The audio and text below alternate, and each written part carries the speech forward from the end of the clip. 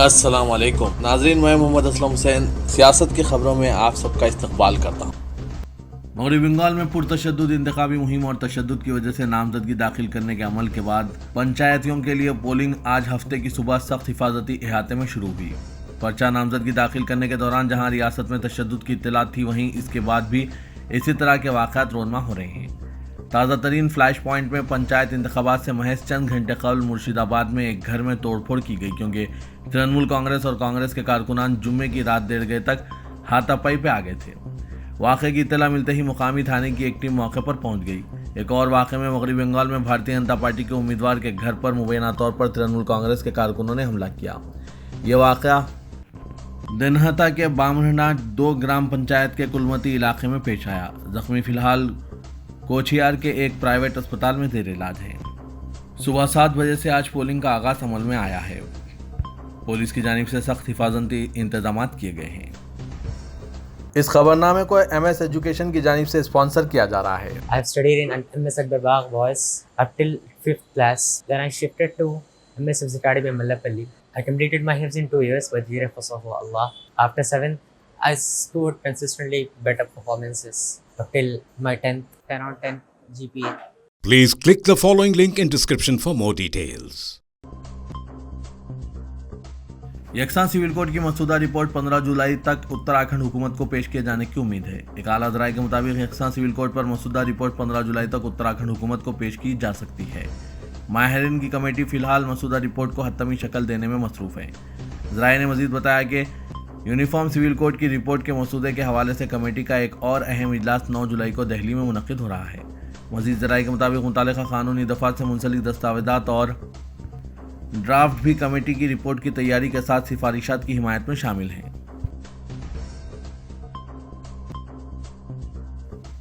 Law commission ने अवाम को यकसा civil code से मुतालिक इसके नाम पर जाली व्हाट्सएप पैगामात और कॉल्स के खिलाफ इंतबाह दिया।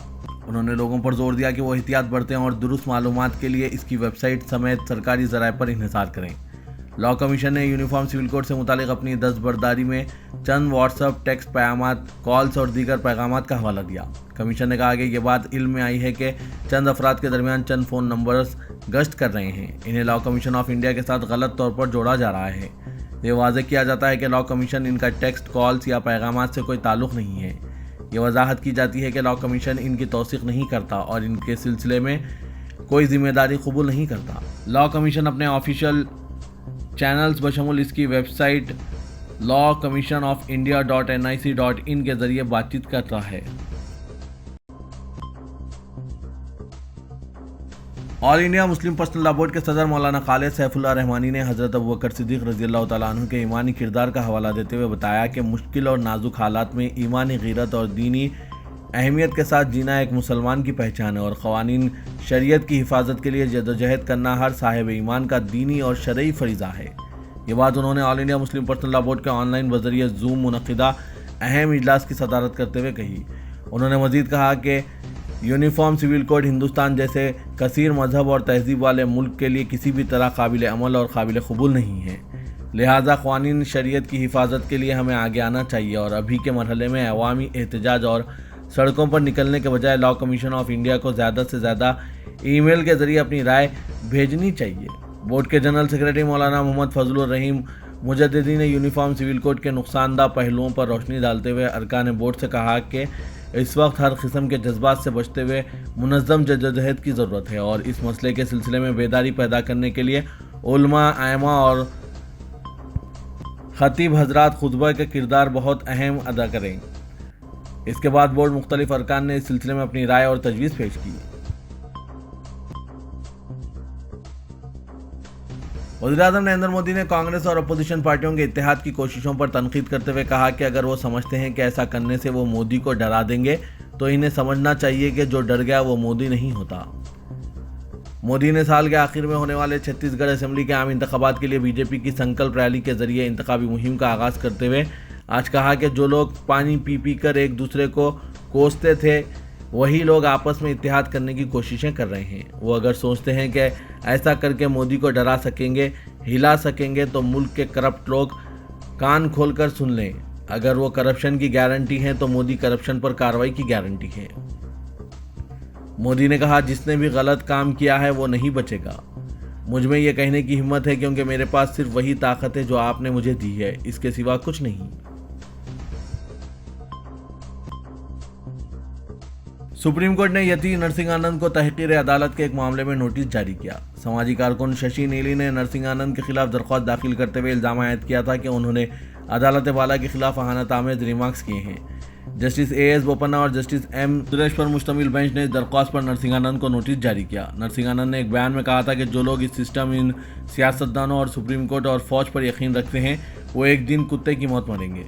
अदालत ने अक्टूबर 2022 में दाना देवी मंदिर के पुजारी की जानिब से दिए गए इस बयान की नकल पेश करने की हिदायत दी। जनवरी 2022 में साबिक अटॉर्नी जनरल के लिए वेणुगोपाल ने नरसिंहानंद के खिलाफ दरख्वास्त दाखिल करने के लिए इनके इक़दाम पर रजामंदी जाहिर की थी।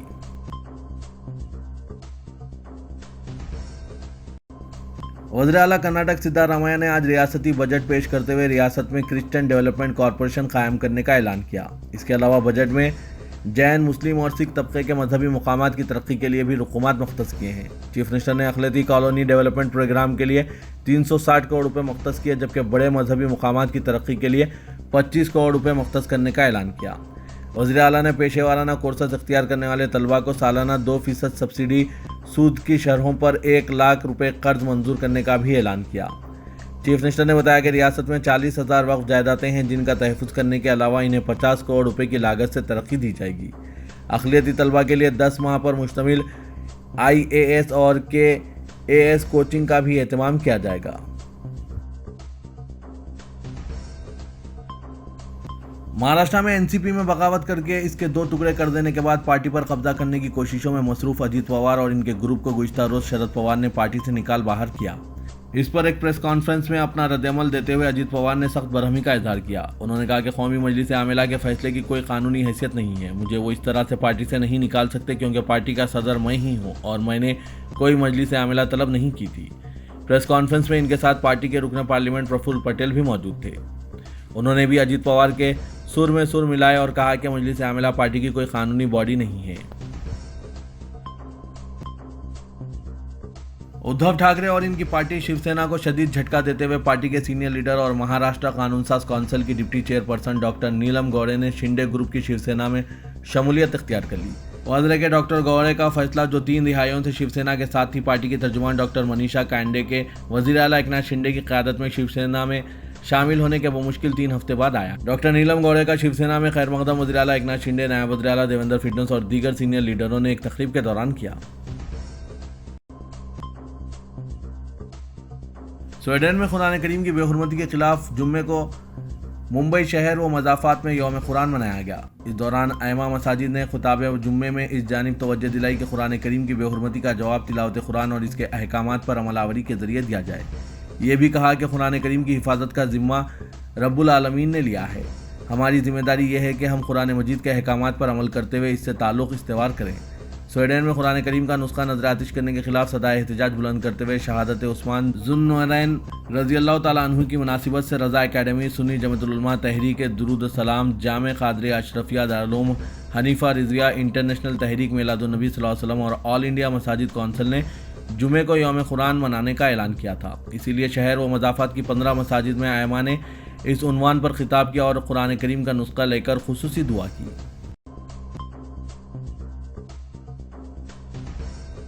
All India Muslim personal law board की हिदायत के मुताबिक लॉ कमीशन को अपनी राय भेजने के लिए जुम्मे के दिन जमात इस्लामी की जानिब से मुंबई शहर व मज़ाफ़ात के मुख्तलिफ इलाकों मदनपुरा, करला, साकिन नाका, गोरेगांव वगैरह की 40 से ज़ायद मसाजिद के बाहर QR कोड चस्पा किए गए थे। बाद नमाज जुमा बड़ी तादाद में मुसल्लियान ने इसके जरिए अपनी राय लॉ कमीशन को भेजी। इसके साथ ही अइम्मा मसाजिद ने भी इस जानिब तवज्जो दिलाई कि इस ताल्लुक़ से बेदारी का सबूत दें और बरादरान वतन को भी मुतवज्जह करें ताकि वो अपने जज्बात और अपनी आरा से लॉ कमीशन को आगाह कर सकें।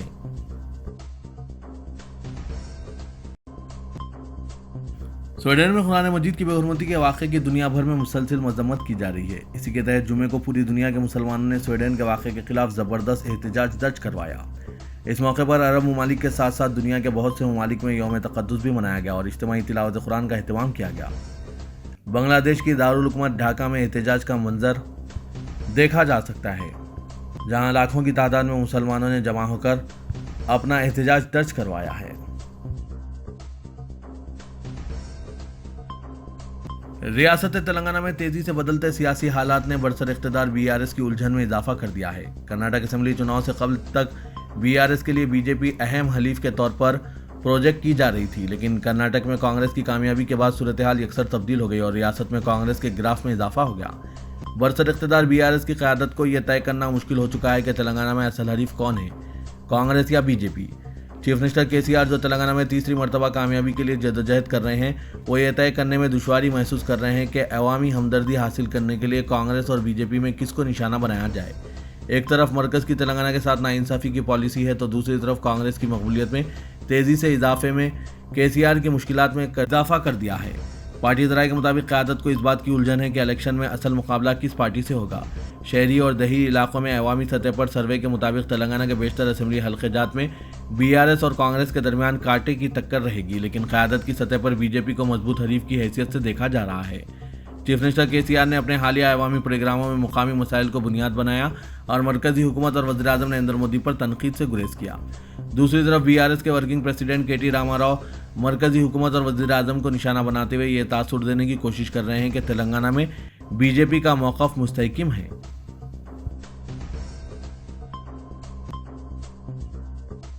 तेलंगाना की बीआरएस हुकूमत ने आज 8 जुलाई को वज़ीर आज़म नरेंद्र मोदी के दौरे वरंगल के बाइकआउट का फैसला किया है। हुकूमत और पार्टी की जानिब से वज़ीर आज़म की तकारीब में कोई नुमाइंदगी नहीं करेंगे। वज़ीर इंफॉर्मेशन टेक्नोलॉजी और बीआरएस के वर्किंग प्रेसिडेंट केटी रामाराव ने मीडिया के नुमाइंदों से बात करते हुए तेलंगाना के साथ मरकज़ के नाइंसाफ़ी के रवैये की शिकायत की और कहा कि वज़ीर आज़म नरेंद्र मोदी ने तेलंगाना के साथ तौहीन आमेज़ रवैया इख्तियार किया है। रियासती वज़रा जगदीश रेड्डी और सत्यवती राठौर के हमरा वज़ीर आज़म को निशाना बनाते हुए केटी रामाराव ने सवाल किया कि तेलंगाना से नाइंसाफ़ी करने के बाद क्या सूरत लेकर वज़ीर आज़म तेलंगाना का दौरा कर रहे हैं। उन्होंने कहा कि आंध्र प्रदेश तंजीम जदीद कानून में तेलंगाना से किए गए वादों में से एक की भी तकमील अमल में नहीं लाई गई। तेलंगाना के इंसदादे मंशियात टीम ने ड्रग्स के एक बड़े बैनुल-अक़वामी रैकेट को बेनकाब करते हुए 6 अफराद बशमूल 3 नाइजीरियाई बाशिंदों को गिरफ्तार कर लिया। कमिश्नर पुलिस हैदराबाद सीवी आनंद जो रियासती इंसदादे मंशियात टीम के सरबराह भी हैं, उन्होंने बंदरा हिल्स में वाक़ कमांड कंट्रोल सेंटर में मुनक़िदा प्रेस कॉन्फ्रेंस से खिताब करते हुए कहा कि इस टोली का सरगना मैक्सवेल नबूसी जो नाइजीरियाई बाशिंदा है और इलाज के लिए मेडिकल वीज़े पर 2011 में मुंबई आया था। मैक्सवेल ने एक और नाइजीरियाई बाशिंदे ब्रेसिंग के हमरा मुंबई से बेंगलुरु मुंतकिल हुआ और 2022 में ड्रग्स का कारोबार शुरू किया। मुंबई में सरगर्म तौर पर ड्रग्स का कारोबार करने के बाद पुलिस से बचने के लिए इन नाइजीरियाई बाशिंदे बेंगलुरु मुंतकिल हो गए और वहां पर फर्जी नाम से नाइजीरियाई पासपोर्ट हासिल किया और इसकी मदद से बेंगलुरु के MS नगर में एक मकान किराए पर हासिल किया और बेंगलुरु के मुख्तलिफ कॉलेजेस और यूनिवर्सिटीज़ के तलबा को निशाना बनाते हुए इन्हें ड्रग्स फराहम करने लगा। नाइजीरियाई बाशिंदे बैनुल-अक़वामी ड्रग्स रैकेट चलाते हुए हैदराबाद में भी नौजवान अफराद को निशाना बनाने के लिए इरादा किया था और इस सिलसिले में नाइजीरियाई बाशिंदे मैक्सवेल हैदराबाद पहुंचकर अपने हमरा कोकीन भी लाया था। इस रैकेट में 3 नाइजीरियाई बाशिंदों के अलावा हैदराबाद के PSI आकाश, M संजय, सुनील कुमार, T तेजा रेड्डी भी शामिल हैं, जबकि एक और नाइजीरियाई बाशिंदे माजी में हुनूस मफरूर हैं। नाइजीरिया बाशिंदों के कब्जे से यहाँ की पुलिस ने 100 ग्राम कोकेन, 300 ग्राम MDMA मंशियात और 6 मोबाइल फ़ोन्स बरामद कर लिए।